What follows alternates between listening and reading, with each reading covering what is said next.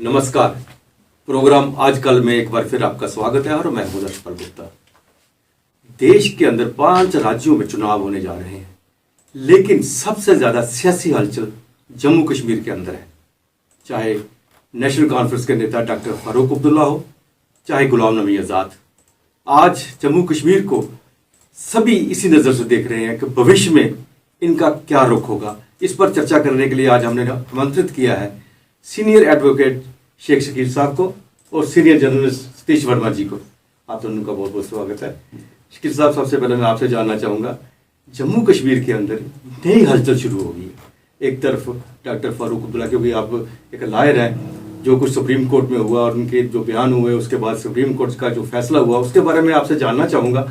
और दूसरी ये हलचल जो कांग्रेस की तरफ से हो रही है जम्मू कश्मीर के अंदर, क्या आज़ाद को चीफ मिनिस्टर के लिए बनाकर लाना चाहते हैं जम्मू में, क्या एक पोजीशन है? सबसे पहले मुझे डॉक्टर फारूक अब्दुल्ला के बारे में बताइएगा। देखिए, आपको मालूम है डॉक्टर फारूक अब्दुल्ला एक कैरिस्मेटिक पर्सनैलिटी है। वो बेबाक आदमी है, अपनी बात जो है वो रख देते हैं। और आपको मालूम है कि हमेशा अपनी बेबाकी की वजह से वो चर्चा में रहते भी हैं। और जब भी वो चीफ मिनिस्टर हों या नहीं हों, मीडिया हमेशा उनके पीछे रहते ही है। तो उनके कुछ बयानात जो थे उसके ऊपर सुप्रीम कोर्ट में किसी ने जनहित याचिका लगा दी कि डॉक्टर फारूक अब्दुल्ला के खिलाफ सेडिशन का मुकदमा जो है वो चलाया जाए, क्योंकि उन्होंने देश के खिलाफ बात की है और चाइना की मदद से 370 को तोड़ना या 35A को तोड़ने की इस तरह की उनका कोई बयान है। मैं आपको बता दूं कि सबसे पहले जो सेडिशन है उसको डिफाइन किया गया। सेडिशन होता क्या है? सेडिशन ये है कि जब कोई शख्स अपने राइटिंग में एक्सप्रेसली या अपने वर्ड्स से कोई ऐसी बात करे जिससे कि एक ड्यूली एस्टेब्लिश्ड जो सरकार है जी उसके खिलाफ या उसको गिराने की अनकॉन्स्टिट्यूशनली से कहते हैं, अगर कोई बात करता है या देश के विरुद्ध कोई बात करता है तो उसको हम सेडिशन कहते हैं। अब सेडिशन के ऊपर काफ़ी चर्चा हो रही है, जिसे कहते हैं, आपको मालूम है आजकल की जो हमारी सरकार है, सरकार का आपको पता है कि नेशनलिज्म इनका मेन मुद्दा है जी, इस भारतीय जनता पार्टी की सरकार का। और आपको मालूम है कि कोई भी प्रोग्राम हो इनका या कोई भी सियासी प्रोग्राम हो, सबसे पहले जो है वो नेशनलिज्म की बात होती है, देश की बात करते हैं। तो सेडिशन के मुकदमे आपने देखा होगा पिछले जब से ये सरकार आई है उनमें काफ़ी बढ़ोतरी हुई। ये मामले अब कोर्टों में जा रहे हैं। जो लोग चाहे अनलॉफुल एक्टिविटीज़ में जिनको बुक किया जा रहा है, चाहे जिनको सेडिशन में बुक किया जा रहा है, तो हमारे देश में आपको मालूम है कि जुडिशरी एक ऐसा टेम्पल है जिसके ऊपर लोगों का अभी भी विश्वास जो है अभी तक लोगों का बना हुआ है। तो सुप्रीम कोर्ट में जब ये जनहित याचिका की सुनवाई हुई है तो सुप्रीम कोर्ट के जजेस ने जो ऑब्जर्व किया है, उन्होंने कहा है कि मेयरली सरकार के अगेंस्ट कोई व्यू रखना या सरकार की पॉलिसी के खिलाफ कोई बात करना, आप उसको सेडिशन नहीं कह सकते। जी जी, बहुत बड़ी बात है ये, बहुत बड़ी। तो ये सुप्रीम कोर्ट ने, मुझे लगता है कि जिस तरह वो मोदी जी मन की बात करते हैं जी। तो इस तरह उन्होंने भी कॉन्स्टिट्यूशन को मद्देनजर रखते हुए और कानून को, क्योंकि सुप्रीम कोर्ट ने दोबारा एक चीज़ को दोहराया कि ये जो डाइसेंट है जी, आप इसको सेडिशन नहीं कह सकते। और अक्सर ये कहा गया है, बड़े बड़े ऑथर्स ने कहा है कि जो डाइसेंट है it is an essence of democracy. जब आप डेमोक्रेसी में डाइसेंट को जगह नहीं देंगे, जब आप डेमोक्रेसी में आप अपोजिशन को जगह नहीं देंगे, जब आप डेमोक्रेसी में दूसरा पक्ष नहीं सुनेंगे तो बात एक अच्छी बात कैसे निकलेगी? चाहे किसी का माइनॉरिटी व्यू है, चाहे किसी का मेजॉरिटी व्यू है, लेकिन माइनॉरिटी व्यू भी किसी को रखने का जो अपना वो उसका अधिकार है, हक है। तो इस चीज़ के ऊपर जब डिबेट हुई तो अल्टीमेटली सुप्रीम कोर्ट ने उस याचिका को खारिज भी किया और यही उन्होंने कहा कि any kind of dissent can not be sedition. और सुनने में आया कोई 50,000 रुपया जुर्माना भी उस याचिकाकारी को उन्होंने इम्पोज किया। क्योंकि मैं आदर्श जी आपको एक चीज़ कहूँ, ऊपर वाले ने, मैंने भी थोड़ा सा काम किया पब्लिक इंटरेस्ट में, बहुत किया, थोड़ा बहुत किया। JNK हाई कोर्ट में मुझे मौका मिला। कुछ लोग हैं जो पब्लिक इंटरेस्ट लिटिगेशन से पब्लिसिटी लेना भी चाहते हैं, लेकिन कोर्ट का हाँ। कीमती टाइम जो वेस्ट करते हैं और ना। मैं आपको बता दूं कि कोर्ट वाकई ऐसे लोगों को जो क्लीन हैंड्स और हाँ। क्लीन हार्ट से कोर्ट को जो अप्रोच नहीं करते हैं, तो आजकल कोर्ट्स इन मामलों में सख्त भी हो चुके बिल्कुल। हैं। और सिर्फ 50,000 नहीं, कई केसों में तो 50 लाख और 20 लाख 30 लाख, और इवन कुछ एडवोकेट्स जो कंटिन्यूसली PILs करते रहे और बार बार उनको वार्निंग भी दी गई, कईयों को डिसिप्लिनरी प्रोसीडिंग भी सुप्रीम कोर्ट ने कईयों के खिलाफ और स्ट्रिक्चर भी पास किए। तो कहने की ये बात है कि पब्लिक इंटरेस्ट लिटिगेशन का जो मकसद है, मकसद यही है कि पब्लिक जो मुद्दे हैं जी जी उनको उभारा जाए, बिल्कुल। जिसमें genuine element of public interest involve हो। तो सुप्रीम कोर्ट को ये लगा कि डॉक्टर फारूक अब्दुल्ला का नाम अटैच है, तो ये शख्स पब्लिसिटी लेना चाहता है और इसमें कोई पब्लिक इंटरेस्ट इन्वॉल्व नहीं है।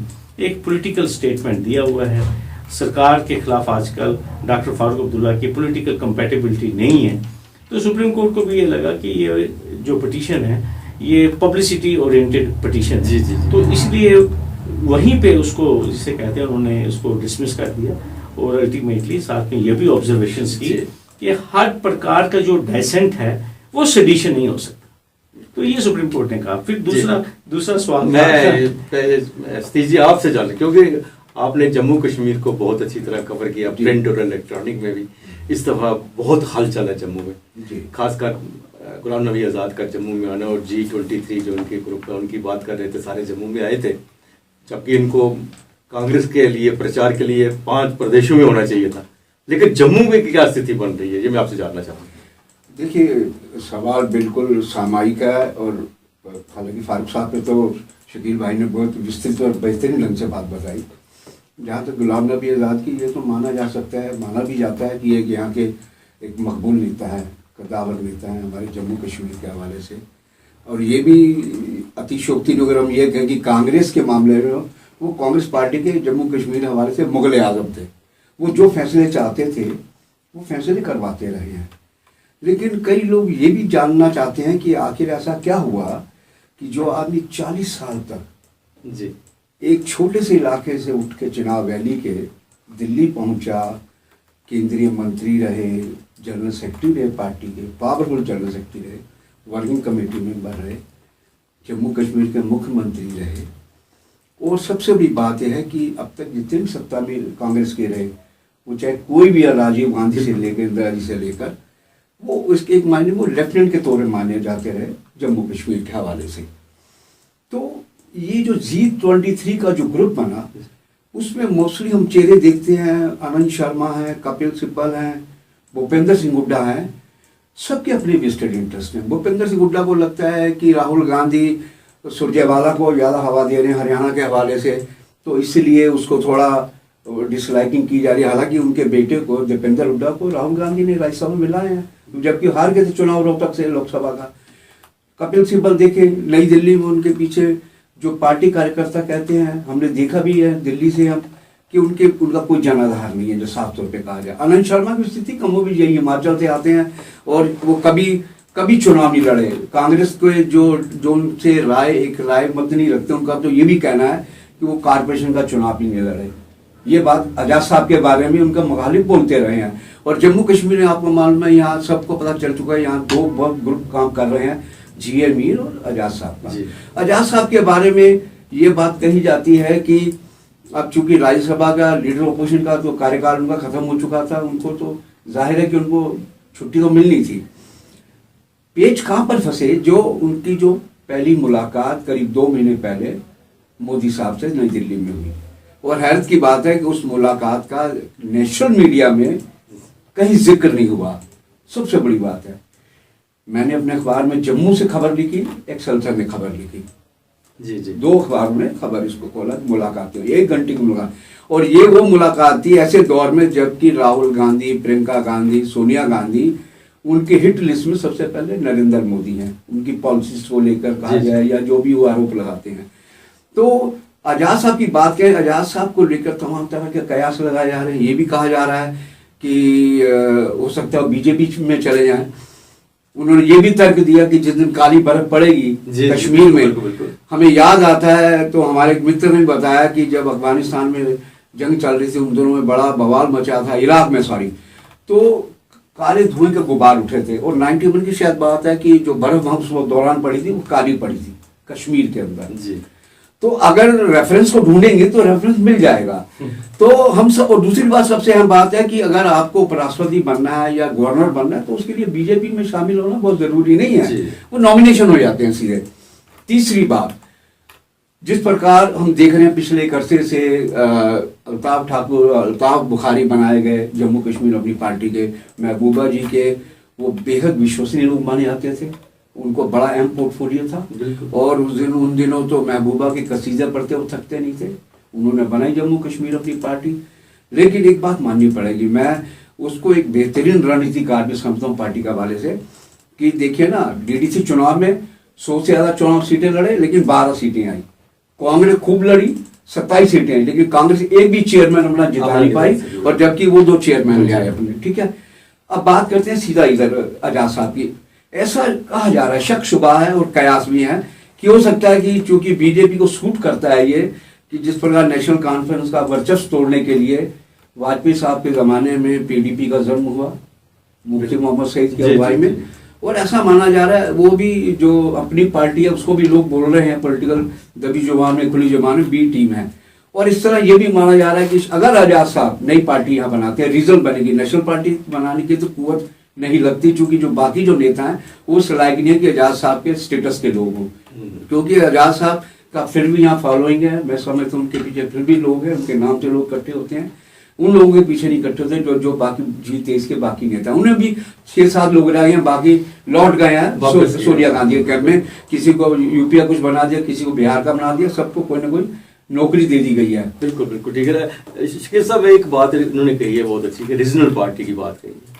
रीजनल पार्टीज का आने से सेंटर इतना मजबूत, मतलब बीजेपी मैं बात करूँ मजबूत होती जा रही है, क्योंकि अपोजिशन नहीं रही है, क्योंकि चाहे एक बहुत ज्यादा नहीं, कम से कम 2 पोटेंशियल लेवल पे पार्टीज होनी चाहिए जो हेल्दी क्रिटिसाइज करते हैं, हेल्दी क्रिटिसिज्म वो है ही नहीं है। अगर ऐसी रीजनल पार्टी बनती नहीं तो क्या बनेगा भविष्य में? देखिए सतीश भाई ने बड़ा तफसील से पूरा ये जो सियासी समीकरण जो यहाँ इस टाइम बना हुआ है, और आप ये चीज़ देख लीजिए कि जिस तरीके से आज़ाद साहब के जो फेयरवेल का फंक्शन पार्लियामेंट में हुआ, और जिस तरीके से हमारे प्राइम मिनिस्टर ने आज़ाद साहब को, जिस तरह मैं ये कहूँगा कि उनकी तारीफ़ की वहाँ पे, और जिस तरह से आज़ाद साहब ने भी इमोशनल हो गए, रोने भी लगे, वो भी रोने लगे। तो फिर उसके बाद देखिए एक चीज़ को आप कोई डिनाई नहीं कर सकते कि आज़ाद साहब के जो 3 साल थे बतौर चीफ मिनिस्टर जम्मू कश्मीर में, जी जी, उसमें मेरी अपनी एक असेसमेंट है as a independent person, development काफ़ी हुई। बिल्कुल बिल्कुल। आज आपको नहीं, इसको जो ट्रायल चला डबल शिफ्ट जो है वहीं से शुरू हुई। आप देखिए आज आपको गांधीनगर में औकाफ कॉम्प्लेक्स के सामने ये जो हॉस्पिटल है, आप उसकी बिल्डिंग देख रहे हैं, और भी हमारे यहाँ पे जो डिग्री कॉलेजेस हैं या डेंटल कॉलेज है, जम्मू को full fledge recognised dental college मिला, सुपर स्पेशलिटी, ये सारे आज़ाद साहब के काम जो है ये सामने नजर आ रहे हैं, इसमें कोई शक नहीं है। और दूसरी बात ये है कि जो सबसे अहम बात जो मैंने आज़ाद साहब की देखी कि he was a man of action, man of delivery. अगर आज़ाद साहब का टूर भद्रवा का है तो कोई पता नहीं है कि हेलीकॉप्टर की लैंडिंग बानिहाल में हो जाए जी, और बानिहाल में जाके देखेंगे डिग्री कॉलेज की बिल्डिंग जो है वो कहाँ पहुंची है, तो किसी को कोई अंदाज़ा नहीं होता था कि आज़ाद साहब किस वक्त और कहाँ पे चले जाएं, जिसे कहते हैं काम को देखने के लिए। उस वजह से उनकी जो एक्सेप्टेबिलिटी है वो हमारे रियासत के हर एक खिते में है। हालांकि पहले कहा गया कि कश्मीर में नहीं है, लेकिन मुझे लगता है कि कश्मीर वाले, आपको मालूम है पहली बार कश्मीर को एक्सेप्टेबल हुआ कि जम्मू का चीफ मिनिस्टर जिसे कहते हैं। अब जो हालात यहाँ पे बनते जा रहे हैं, देखिए पहली बार है कि जम्मू जैसे शहर में आज़ाद साहब के खिलाफ जो है कांग्रेस के ही लोगों ने प्रदर्शन किया। बिल्कुल, आपने ये देखा होगा, और लोग खुल के बोले। और बड़ी मजेदार बात मैं आपको ये कहूँगा कि अभी मैं 2-3 दिन पहले इंटरव्यू सुन रहा था कि मतलब ये अनहर्ड था कि जम्मू में कभी कोई सोचे कि आज़ाद साहब जैसे कद्दावर आदमी के खिलाफ, उनका पुतला भी जलाया गया यहाँ पे, उनके खिलाफ खुल के शाहनवाज चौधरी जो है वो खुल के बोले हैं। और कल मैं एक और इंटरव्यू सुन रहा था कि इवन हमारे जहांगीर साहब, जहांगीर मीर जो पुंछ हैं, वो भी आज़ाद साहब के लॉयलिस्ट माने जाते हैं। लेकिन जब उनसे पूछा गया कि कल को ये अगर स्थिति बन जाएगी कि आपको कांग्रेस चूज़ करनी है या आज़ाद, तो उन्होंने कहा मैं तो कांग्रेस को ही मैं चूज़ करूँगा। कहने की ये बात है, लेकिन एक चीज़ ज़रूर है, अगर यहाँ पे आज़ाद साहब का कोई ख्वाब है रीजनल पार्टी बनाने का, तो जम्मू में वो भारतीय जनता पार्टी को एक बहुत बड़ा डेंट डालेंगे, ये मैं आपको ज़रूर कहूँगा। क्यों? क्योंकि एक चीज़ मैं आपको बता दूं कि चिनाब वैली में उनका एक अच्छा खासा असर है, पीर पंचाल में उनका अच्छा खासा असर है। अभी आप देखिए जितने भी लड़के राजौरी और पुंछ में जितनी भी यंग टीम आई है, वो सभी लोग कहते हैं कि हमारे जो मेंटर हैं वो गुलाम नबी आज़ाद हैं, और वो बड़े अच्छे स्पीकर हैं। जितने भी लड़के राजौरी पुंछ से आपने नौजवान देखे हैं जो जीते हैं, तो आज़ाद साहब का एक बड़ा अहम रोल है इस सारी बात पे। और देखने वाली ये बात है कि आने वाले दिनों में कि जो जिस तरह आपने पहले भी कहा कि 5 रियासतों में, हिंदुस्तान की इम्पॉर्टेंट जो रियासतें हैं, वहाँ पे चुनाव हो रहा है, और इतने ज़बरदस्त पॉलिटिकल मैनेजर, स्ट्रेटजिस्ट आज़ाद जो हैं, और उनका ओपनली प्राइम मिनिस्टर मोदी की तारीफ पे तारीफ करते जाना, मुझे लगता है कि ये राहुल गांधी, प्रियंका और सोनिया जी के जख्मों के ऊपर मुझे लगता है वो नमक छिड़क रहे हैं। और कहीं से मुझे ये भी महसूस होता है कि जिस तरह ये जम्मू में प्रदर्शन हुए हैं, इसके पीछे हमारे जो पीसीसीआई के जो प्रेसिडेंट हैं उनकी पूरी कंसेंट है। मुझे ऐसा महसूस होता है कि अगर शाहनवाज चौधरी इतना खुल के बोले हैं आज़ाद साहब के खिलाफ, तो कहीं ना कहीं मुझे ऐसा लगता है, जिसे हम कहते हैं ना कि tacit approval of the high command, कि आप बात तो रखें। ये एक अंदाज होता है सियासी लोगों का कि आप ये देखिए कि किसी बड़े नेता से नहीं बात करवाएंगे। शाहनवाज चौधरी अभी काफ़ी यंग हैं, तो उनको कहा कि आप बढ़िए, तो पीछे से हमारा अप्रूवल आपके साथ। देखिए कोई डिसिप्लिनरी एक्शन तो लिया नहीं गया किसी के भी खिलाफ।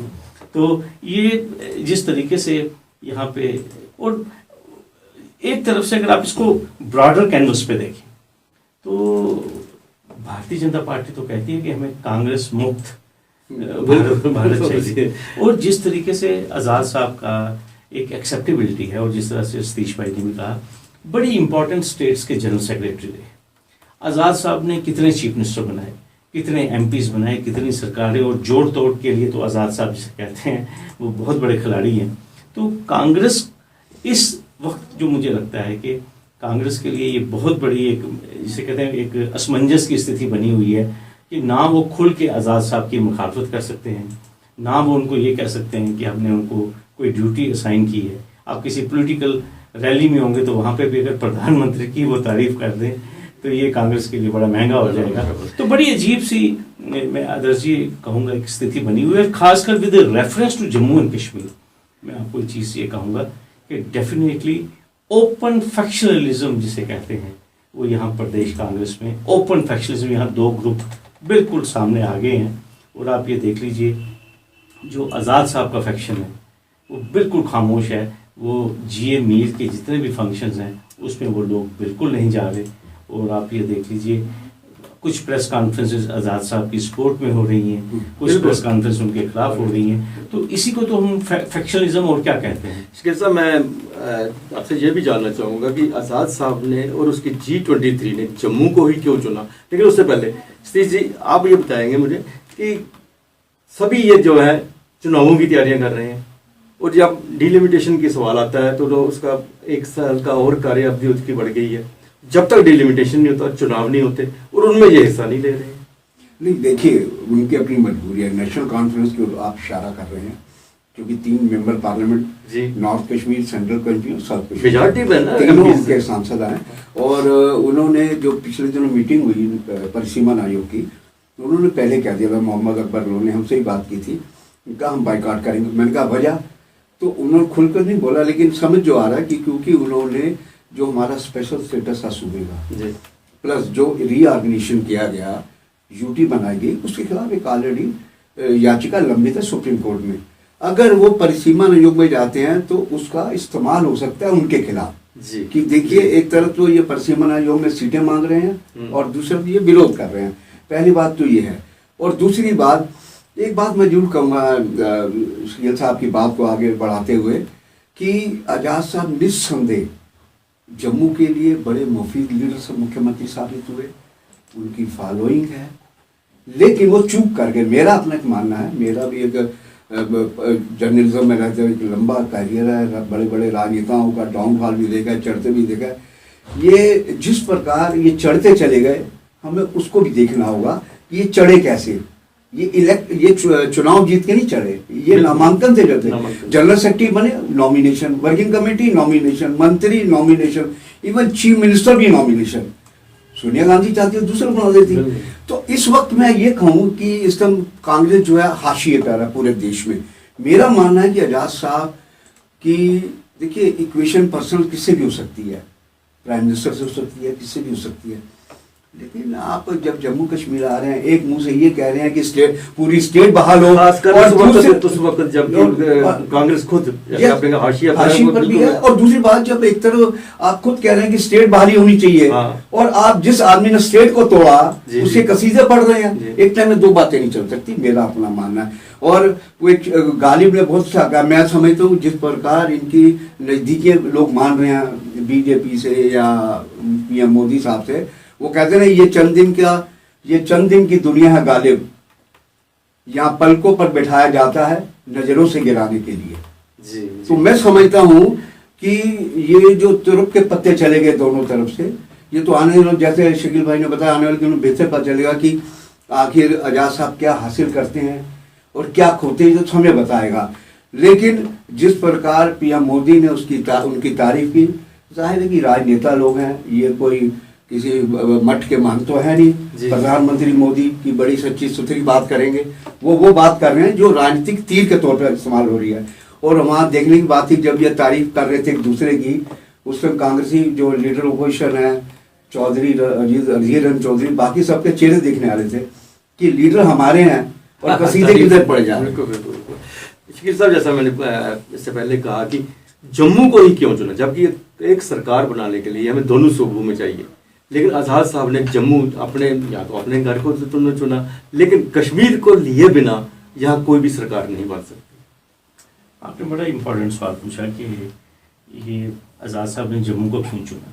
देखिए, जम्मू आज़ाद साहब की, जैसे मैंने आपको पहले कहा, फर्टाइल कॉन्स्टिट्यूंसी है उनकी, आप समझ लीजिए होम टर्फ है, ठीक है।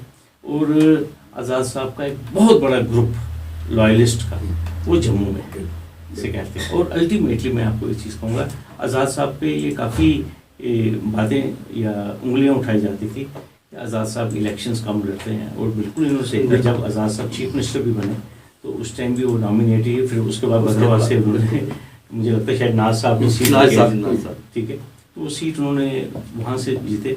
लेकिन अब इसमें कोई डिस्प्यूट नहीं है कि आज़ाद साहब एक जम्मू में एक अपना मुकाम जो है वो सियासी मुकाम वो बना चुके हैं, क्योंकि जो आज़ाद साहब ने बतौर चीफ मिनिस्टर जो यहाँ पे काम किया, वो काम सामने मैंने आपको पहले कहा नज़र आ रहे हैं। लेकिन आप इस चीज़ को भी ना भूलिए कि जो जम्मू के लोग हैं, जो जम्मू की जो कॉन्स्टिट्यूंसी है, आप देखिए वही आज़ाद साहब और वही उधमपुर, कठुआ, डोडा कॉन्स्टिट्यूंसी, जहाँ पे उन्होंने डॉक्टर जितेंद्र सिंह साहब के साथ दो हाथ हुए उनके सियासी तौर पर, और आपने देखा कि जितेंद्र सिंह साहब जो पहली बार इलेक्शन लड़ रहे थे, उन्होंने उनको हरा दिया। एक बहुत अच्छा, फिर उसके बाद आज़ाद साहब ने जो राज्यसभा का भी चुनाव जीता, उन तमाम लोगों को, सियासी लोगों को भी, और जो सहाफ़ी लोग हैं जैसे आप जैसे लोग, उनको मालूम है कि वो आज़ाद साहब ने किन हालात में यहाँ पे वो इलेक्शन जीता, क्योंकि बहुत ही टफ इलेक्शन था। एक वोट से आपको मालूम है किस तरह यूसुफ तारिक आमिर साहब को उनको मनाया गया, किस तरह से इंजीनियर रशीद है उसका वोट भी लिया गया, आपको सभी मालूम है। लेकिन एक चीज़ मैं आपको ज़रूर कहूँगा कि इट इज़ ऑलमोस्ट, ये बहुत बड़ा एक कैलकुलेटेड रिस्क जो है वो आज़ाद साहब ने लिया। आज़ाद साहब एक ऐसे सियासतदान थे जो बोलते नहीं थे। अक्सर लोग कहते थे कि जब भी कोई सियासी या कोई कॉन्स्टिट्यूशनल कोई क्राइसिस आता है तो आज़ाद साहब, मोस्टली लोग कहते थे कि वो चुप हो जाते थे, आज़ाद साहब रिएक्ट नहीं करते थे। लेकिन आपने देखा कि पिछले साल 1.5 सालों से आज़ाद साहब ने कांग्रेस की इंटरनल वर्किंग के ऊपर ओपनली कमेंट करना शुरू किया जी। तो कांग्रेस के अंदर डेमोक्रेसी लाने की बात की, हालांकि ये वही गुलाम नबी आज़ाद हैं जिनको कहा गया कि वो इंदिरा गांधी के पोस्टर बॉय हैं जिनको अल्टीमेटली तारीफों के पुल जिसे कहते हैं वो बांधते थे 24 घंटे गांधी परिवार के। लेकिन आज वही आज़ाद साहब हैं, वो कहते हैं कि डेमोक्रेसी होनी चाहिए कांग्रेस में चुनाव होने चाहिए, कांग्रेस की इंटरनल वर्किंग ट्रांसपेरेंट। ये जो इतना एकदम शिफ्ट आया आज़ाद साहब के स्टैंड में, और फिर उसके बाद आज़ाद साहब का ओपनली ये कहना कि मुझे जो कांग्रेस के नेता हैं स्टेट्स में, वो आजकल कंपेन में इसलिए नहीं ले जाते क्योंकि मैं मुस्लिम हूँ और मेरी मुस्लिम छवि है, तो वो मुझे कंपेन के लिए ले नहीं जाते।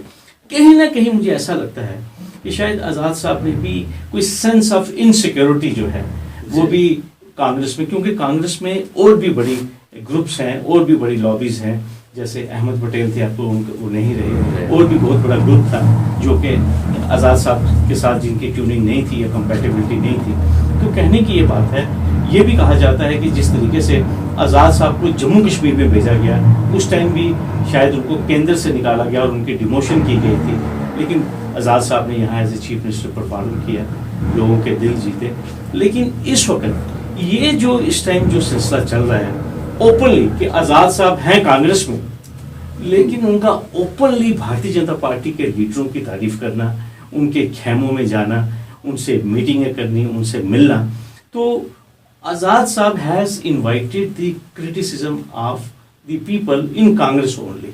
और आपने ये देखा कि जम्मू जैसे शहर में भी आज़ाद साहब की तनकीद हुई इस बात के ऊपर। तो और इसमें यह भी शक नहीं है कि आज़ाद साहब के चाहने वालों की भी कमी जो है वो जम्मू कश्मीर में नहीं है। हर जगह, मतलब अगर आप हंदवाड़ा में भी जाएंगे तो आपको आज़ाद साहब के लॉयलिस्ट वहाँ पे भी मिलेंगे।